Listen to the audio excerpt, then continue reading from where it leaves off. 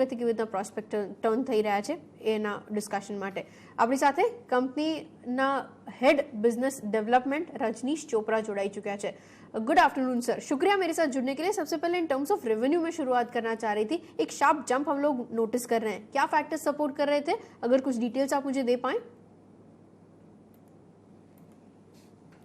As far as last year is concerned, जो आप FY 21 की बात कर रहे हैं, इसमें जैसे कि आप सब जानते हैं कि एक ये कोविड ईयर था, तो definitely we had a setback जहां तक फर्स्ट हाफ का सवाल था। But we are EPC company, तो जहां तक ईपीसी का सवाल है हमारा इंजीनियरिंग और प्रोक्योरमेंट, अब हम लोगों ने सीख लिया, चाहे वो मतलब कि लॉकडाउन हो या कुछ हो, ये हमारे जितने इंजीनियर्स हैं, प्रोक्योरमेंट के इंजीनियर्स हैं, वो सब घर से काम करते हैं लगातार, एंड उसमें कोई रुकावट नहीं आती है। कंस्ट्रक्शन का जहां तक सवाल था, जब गवर्नमेंट ने टोटली उसको बंद कर दिया था, तो हमको उसमें थोड़ा सेटबैक मिला, बट हमारा स्ट्रॉन्ग ऑर्डर बुक था। एक बार खुलने के बाद हमने न्यू नॉर्मल के हिसाब से इवन कंस्ट्रक्शन साइट्स पे काम करना शुरू किया with social distancing and all Covid related safety measures. तो कंस्ट्रक्शन भी अगर आप देखें तो सेकेंड हाफ में पिकअप किया, और लास्ट क्वार्टर जो था फाइनेंशियल ईयर का, उसमें पिकअप किया। जहां तक सवाल है कलेक्शंस का, लास्ट ईयर हमारा कलेक्शंस अच्छा रहा, और ये काफी सालों के बाद ऐसा हुआ है कि हम फिर नेट कैश पे हैं। ऑलमोस्ट 43.6 करोड़ नेट कैश पे हम आए हैं, और आने वाले टाइम में हमें लगता है कि जो हमारा कंस्ट्रक्शन है वो that will also pickup again, क्योंकि अभी हमारा फोकस एग्जीक्यूशन पे है। ऑर्डर बुक काफी स्ट्रांग है 9,500 का।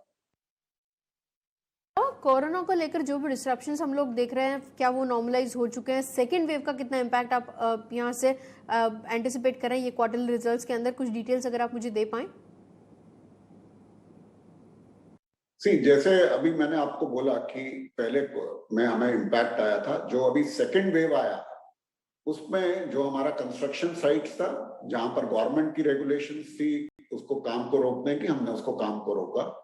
लेकिन पिछली बार की तरह इस बार जैसे एक मेजर इशू कंस्ट्रक्शन साइट्स पे हमको आता था माइग्रेंट लेबर के हिसाब से, तो इस बार जो माइग्रेंट लेबर है वो भी काफी कॉम्पोज थी। हमने उनको जितनी भी सहूलियत हम दे सकते थे, हमने उनको वहीं साइट पे सहूलियत, सैनिटाइज्ड एकोमोडेशन, राशन, हर चीज हमने उनको प्रोवाइड की, ताकि वो माइग्रेशन नहीं हुई और वो वहीं पर है। तो जैसे गवर्नमेंट का हमको क्लियर डायरेक्टिव मिलता है, हम इमीडिएटली हमारा कंस्ट्रक्शन वहां पर शुरू होना हो गया। दूसरा हमारा बिजनेस है ऑपरेशंस एंड मेंटेनेंस का। जहां तक ऑपरेशंस एंड मेंटेनेंस का बिजनेस का सवाल है, वो ना तो लास्ट ईयर वो इम्पैक्ट हुआ था, 100% पे चला था, और इस साल भी जो हमारा ओएनएम का बिजनेस है वो 100% पे चलेगा, क्योंकि ये एसेंशियल सर्विसेज में वाटर एंड सैनिटेशन में आता है। तो उसमें हमको ना लास्ट ईयर इम्पैक्ट आया था, ना इस साल कोई हमको इम्पैक्ट आएगा। Agreed sir. अच्छा, टोटल ऑर्डर बुक में गवर्नमेंट ऑर्डर्स कितने थे? इसका एक बाइफिकेशन आप मेरे साथ शेयर कर पाएं अगर।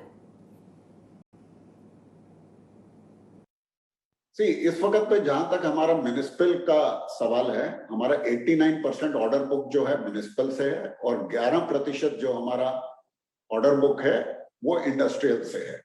लेकिन कुछ महीने पहले मैंने ये बोला था कि दिसंबर में हमने देखा कि जो हमारे इंडस्ट्रियल नई टेंडर्स या इंक्वायरीज हैं उस पे अब वो नई आनी शुरू हो गई थी। तो हमको ये लगता है कि आने वाले 6 महीने में जो हमारे इंडस्ट्रियल ऑर्डर बुक है, वो टोटल जो उसका प्रतिशत है ऑर्डर बुक में, वो 11% से बढ़ के आगे जाएगा। जहां तक गवर्नमेंट का सवाल है, पिछले साल डेफिनेटली बहुत सारे टेंडर्स जो एक्सपेक्टेड थे वो नहीं आए हैं, लेकिन इसमें अभी हम देख रहे हैं कि पहले क्वार्टर से ही कई गवर्नमेंट टेंडर्स इंडिया में और बाकी लोकेशंस पे जहां पर हम काम करते हैं, वहां पर ओवरसीज में भी अब हमारे जो टेंडर्स हैं वो आने शुरू हो गए हैं। तो मे बी ये जो साल है 2021-22, हमको लगता है कि अभी 9,500 पे हम हैं। हमारा जो ऑर्डर बुक है, एक तो इसमें इंडस्ट्रियल का प्रोपोर्शन बढ़ेगा, हम ओएनएम पे फोकस कर रहे हैं, हमारा ओएनएम का ऑर्डर को और स्ट्रॉन्ग करेंगे, और टोटल ऑर्डर बुक पे डेफिनेटली लास्ट ईयर वो थोड़ा कम था, लेकिन इस साल वो ज्यादा स्ट्रॉन्ग हो जाएगा। अच्छा, ऑर्डर पाइपलाइन किस तरीके से देख रहे हैं आप? डोमेस्टिक बिजनेस और ओवरसीज की बात करने जाएं, कितना स्ट्रांगली आगे बढ़ते हुए विजिबिलिटी नोटिस हो रही है? कुछ डिटेल्ड न्यूमेरिकल फिगर्स आप मेरे साथ अगर शेयर कर पाएं। जो हमारा ऑर्डर पाइपलाइन है उसमें हमको लगता है कि क्योंकि इंडिया में अभी इम्पैक्ट ज्यादा आया था कंपेयर टू ओवरसीज में पहले आया था और उन्होंने रिकवर पहले कर लिया, तो हमको ये लगता है कि ओवरसीज से हमारा जो ऑर्डर फ्लो है वो पहले शुरू हो जाएगा, but may be next 6 months में हमें लगता है कि इवन जो इंडिया में हमारा ऑर्डर इनफ्लो है that will also improve. Agreed sir. और इन टर्म्स ऑफ मार्जिन्स वहां पे किस तरीके से टारगेट लेकर चल रहे हैं हम लोग? FY22 के दौरान किस तरीके से सस्टेनेंस देख पाएंगे? हम पिछले 2 साल से हम कोई आउटलुक हम नहीं देते हैं। जब हम पहले गाइडेंस देते थे तो वो भी हम सिर्फ रेवेन्यू पे देते थे और ऑर्डर बुक पे देते थे। तो इस साल भी अभी क्योंकि कोविड ईयर है, अगर कल को कुछ अनएक्सपेक्टेड होता है तो विच इज हमारे कंट्रोल में नहीं है, तो उसको हम अभी गाइडेंस नहीं दे पाएंगे। बट एक बात काफी संभव है कि हमारा जो पूरा जोर रहेगा वो इस पे रहेगा कि हम किस तरह से अपना जो मार्जिन है उसको आगे इंप्रूव कर सकें और अपनी टॉप लाइन और ऑर्डर बुक को इस साल में स्ट्रेंथन कर पाए।